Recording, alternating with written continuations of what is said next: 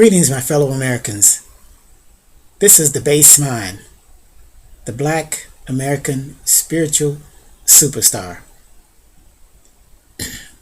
During this time of darkness, confusion, confrontation in America, my mission is to shed a light that will help and enable and support guidance and direction for my fellow citizens. Today, the topic is Donald Trump, the superstar president. And let's go back 4 years to 2016, where America experienced an intense, passionate presidential election. The candidates exhibited unparalleled, outstanding, diverse credentials. Mrs. Clinton possessed the most impressive resume ever associated with a presidential candidate. Her resume was tight. Mr. Trump was the most accomplished entrepreneur to seek the presidency. Now, America has a history of brutal, hard-fought, contentious, bitter presidential campaigns. But the vitriolic verbiage of this campaign exceeded all others. Donald Trump wrote a populist message, which is unprecedented for a Republican, and an electorate desire for change to a stunning victory.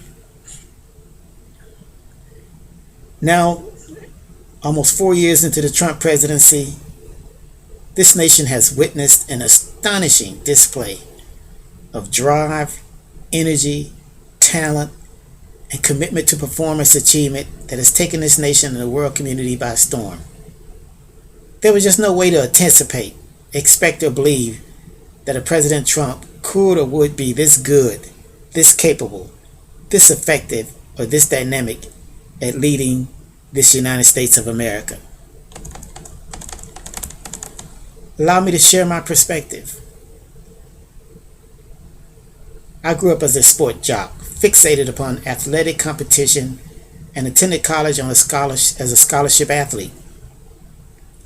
My enthrallment with team achievement provided a logical academic and professional pathway into managerial science, which is basically how to lead organizational team activity to success and victory.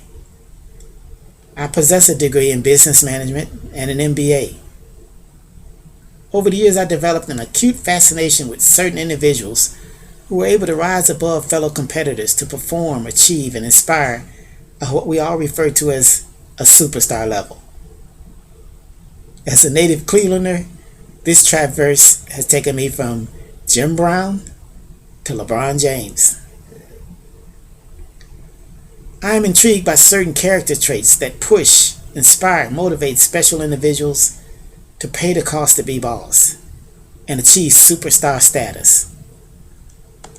Magic, Larry Bird, Kareem, Isaiah Thomas, Ali, Serena, Tiger, Peyton, Jerry Rice, Mean Joe Green. Wow. Just a few names which could be matched with a few common traits. But what is most amazing is where these superstars may share these traits are not exclusive just to their brotherhood or sisterhood. As humans, we all struggle to overcome our personal biases and prejudices towards each other. One of my afflictions was a distaste and dislike for all things Michael Jordan. I could spell out negative perceptions regarding his game, his personality, his team relations, his image, his faults, and whatever. I was Cleveland, he was Chicago. He was the enemy. But divine mercy allowed me to evolve spiritually and adjust my perceptions. I learned to recognize, acknowledge, and appreciate the reality of his greatness, his commitment to excellence, desire to win, and be the best he could be. Those things enabled Michael Jordan to transcend his vocation. He became a cultural inspiration to individuals around the globe. His legacy is representative of the wondrous triumph of human eminence that exists within the American descendant of slavery community today. My fellow Americans, we have a superstar president, President Trump. The neophyte politician has already willed himself into a top 5 ranking of historical presidential performances. Superstars are winners. Winners are judged by the degree of challenge, opposition, and adversity they must overcome to achieve success. This message will leave a bitter taste in some mouths, an unsettling in some stomachs, especially during this election cycle. But hopefully divine mercy will enable those so afflicted to elevate beyond perceptions of faults and learn to recognize, acknowledge, and appreciate our superstar president's greatness. Let me present my case. American capitalism represents the prototype for wealth creation and expansion. Entrepreneurship represents the core of capitalistic pursuit. Donald Trump was able to develop a specialized, unique skill set during more than 40 years as the chief decision maker for his entrepreneurial endeavors. Entrenched within America's wealth class, he ultimately perceived that America deserved better leadership. His foray into politics, depicting a populist agenda, aligns him categorically with 2 other wealth class presidents who are historically beloved and treated quite well, FDR and JFK. 2 other wealth class presidents who history has been very kind to. After defeating a diverse all-star cast of Republican primary opponents, Mr. Trump then defeated one of the most accomplished, formidable opponents to ever seek the presidency, and that's Ms. Clinton. He did in 2016 what I don't believe any white candidate could have done in 2008. It took a Barack Obama who could split the white vote and get 95% of the black vote to defeat Hillary even in 2008. As Mr. Trump's candidacy strengthened, governmental operatives seeking to maintain the status quo initiated attacks upon his campaign, upon his family, his friends, and supporters. What is so remarkable is the degree of managerial aptitude and discipline he was able to sustain throughout the election tenure. His adversaries underestimated his ability to run a tight ship while winning. The nation did not take its normal sigh of relief after a tumultuous presidential election. Instead, the resistance grew exponentially. Plan B was to accuse the president and his supporters with Russian collusion.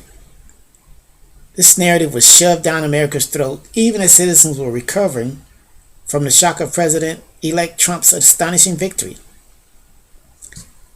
Now, presidential campaigns are crammed with promises, and more promises. To their credit, most new presidents are somewhat deliberate and cautious during the initial 6 months. President Trump dashed from the starting gate with an awesome display of leadership acumen. His first 90 days were more productive than other presidents' first 9 months. Only FDR's start can be favorably compared to what President Trump achieved. The resistance, Plan C, involved the sanctioning of a special prosecutor who would utilize tremendous funding to investigate hoax scenarios while constructing a conclusive determination for impeachment of the duly elected president. Illicit media coverage, fake news, antagonistic social media, and a questionable constitutional adherence strategy to deploy judicial constraint upon executive branch decisions have compromised executive branch efficiency and effectiveness. 2 years of lies, deceit, and misinformation to convince the electorate that the president's illegal, inappropriate misbehavior would result in imminent chastisement awarded the opposition party the legislative House majority. Let me say, the Democrats won the House under a cloud of the president being a Russian agent, colluding with Russia, his administration being corrupted, turned out. This is how they even got the majority in the House. The majority then concocted another hoax to defame, discredit, and invariably impeach the president. Every Democrat in the legislature voted to remove the president for being president. Obstruction of Congress, abuse of power. These were the two charges related to the constitutional disagreements between the first and second branches of government. During the impeachment process, the atheistic Chinese government exported a deadly virus that has had a debilitating effect upon America and its allies. President Trump assumed hands-on oversight regarding all aspects of providing leadership and direction to medical practitioners, business entities, government officials, and citizenry to combat this biological weapons attack. He is dealing with structural, infrastructure, and supply chain deficiencies. He has been steadfast against the global Chinese communist menace as the United States embarks into Cold War II. It's been so easy for everyone to say you could have done better, you could have did this, could have did that. But this virus could have easily killed 1 million Americans. The president has done an unbelievable job to make sure that you and I are safe today, this very day. The black African descendant of slavery community has been severely traumatized by incomprehensible police brutality in the form of a public lynching expedited by 4 officers. Grief, dismay, disenchantment, and anger have spilled out into the streets of American cities. Well-funded, well-organized, and well-equipped extremist societal elements have seized upon the opportunity to utilize this national tragedy to camouflage their anarchist agenda while perpetrating aggressive, provocative, antagonistic behaviors against law and order. The result of which has desecrated national empathy and fueled national resentment. In other words, after this event that traumatized this nation,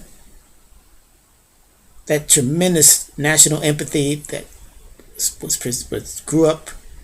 rose up to support the black cause, the black anger, the black frustration, that's being gradually fueled into a national resentment because it's being done under Black Lives Matter, which is an organization that has been taken over by non-black power entities using the name and the term black and creating resentment. The powers to be have always wanted whites and blacks to see each other as the problem in America, to not come together and work as a group, and not come together and not work as a group, not work as a team to solve the problems of America. But despite the overwhelming resistance, slander, sabotage, divisiveness, and desecration of American principles that often borders on treason, America's superstar president has consistently moved to fulfill the promises that enthralled his populist candidacy, such as the most recent order and struggle to restrict displacement of urban workers by various visa programs. Executive order, trying hard to keep American jobs for American citizens. President Trump's populist mandate is defined as Make America Great Again. He promised to make America great by putting American citizens first. Corporate greed has sold the American worker down the drain. We were told that the jobs and good American living were gone. We are to be a service economy. Our children and grandchildren can't have the material comforts and lifestyles that have existed in America since the end of the Great War. Corporate greed has created middle-class distinctions in China while obliterating America's middle class. Despite billions of dollars in student debt, We are told that America's workforce is ignorant, while corporate greed has literally outsourced and or insourced the entire tech industry to India. Our borders are overrun because corporate greed impoverishes workers globally. Candidate Trump told us that there were serious problems in America that only he could solve for us. I believe there are serious problems globally that only a strong America can solve. These are dark, foreboding times facing freedom-loving people around the globe. We need effective, strong, dynamic, competent leadership. President Trump has the drive, the confidence, the motivation, the skills, the courage, the commitment, the dedication, and determination that we all see in our superstars. The desire to win, desire to be great.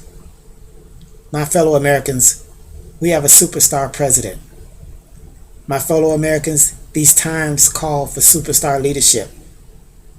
Can you imagine what this superstar president can accomplish during a second term after what he has been able to accomplish despite the resistance of his first term? We need to come together and make sure our superstar president gets 4 more years to make America great again. Thank you so very much for listening to The Base Mind. Please go to my website, thebasemind.com, YouTube, Twitter, Instagram. Please subscribe, like, donate, and contribute. Help me to help us have a better America.